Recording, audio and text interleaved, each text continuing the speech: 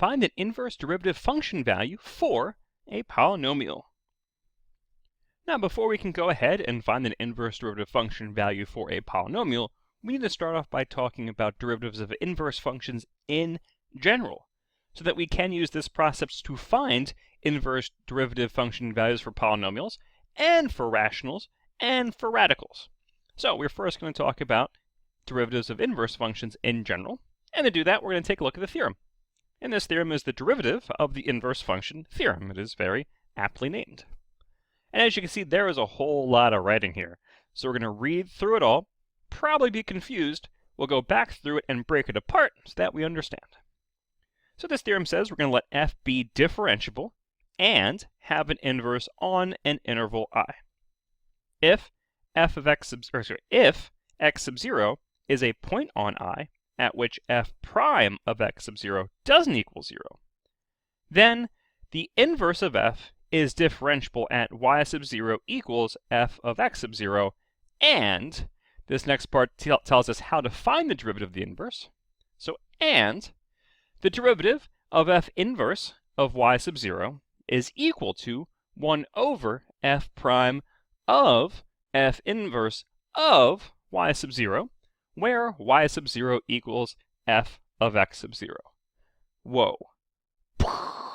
My mind just exploded. Well, not really, because I understand this. Let me help explain it to you folks. So, this function has 3 conditions. And if these three conditions are met, we can find the inverse. The first condition is that the function has to be differentiable on some interval I. The next condition is that this function has to have an inverse on that same interval I. So, a function has to be differentiable, and it has to have an inverse, i.e. one-to-one function, and it has to have a point x sub 0 where f prime of x sub 0 does not equal 0. Now, we're going to come back to that at the end. We're going to skip that condition for now, because at this point it just seems random and doesn't quite make a lot of sense. But again, it will. So, again, if it's differentiable, and if it has an inverse, then this theorem says the inverse is differentiable at y sub 0 equals f of x sub 0. And honestly, this is just a very fancy way of saying it's differentiable at the point x sub 0 comma y sub 0.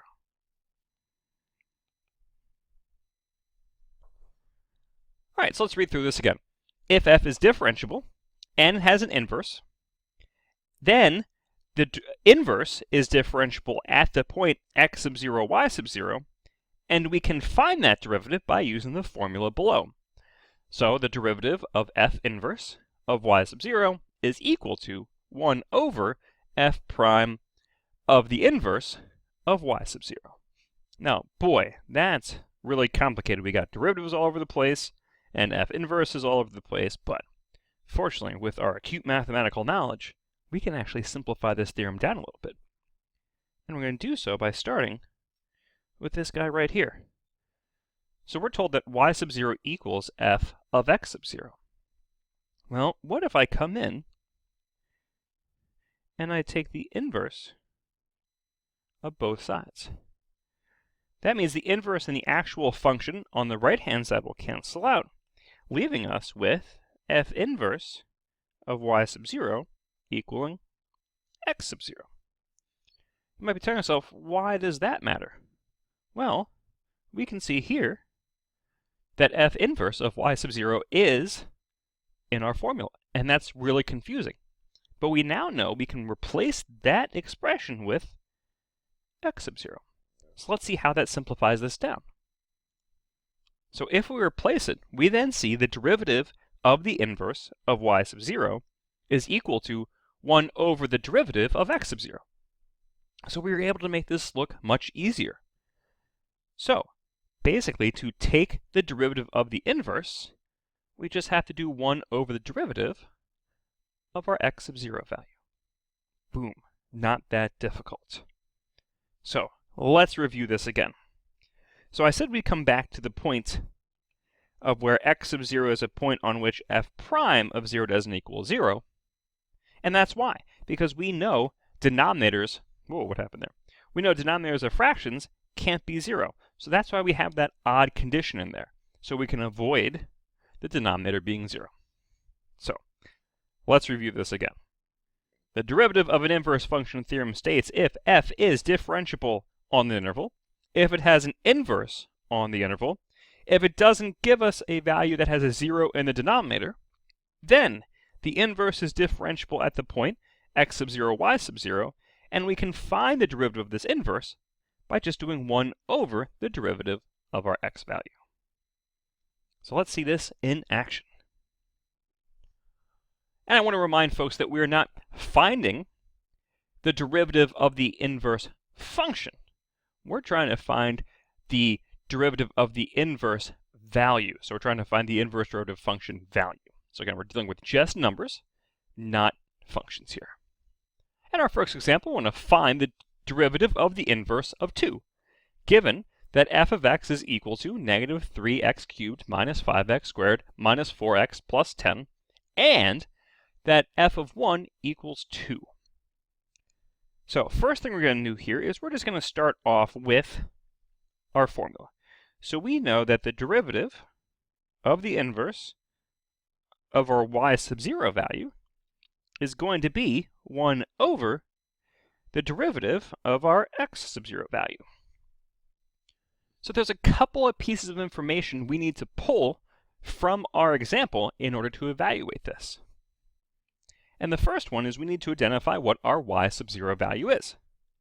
And that's pretty easy. We can see that the y sub 0 value is going to be 2. So that piece of the puzzle is done. Next up, we are going to have to find the derivative, and we're going to have to find the derivative by taking the derivative of our function f of x. So great, we can do that in a second. And then we see that our last piece of information is f of 1 equals 2. Well, we already said that 2 is our y sub 0, and that means that 1 is going to be our x sub 0. All right, so now we just need to do a little bit of this side work here to find all the pieces of information we need. We already know that f of x is equal to negative 3x cubed minus 5x squared minus 4x plus 10. We do need to take the derivative of this function.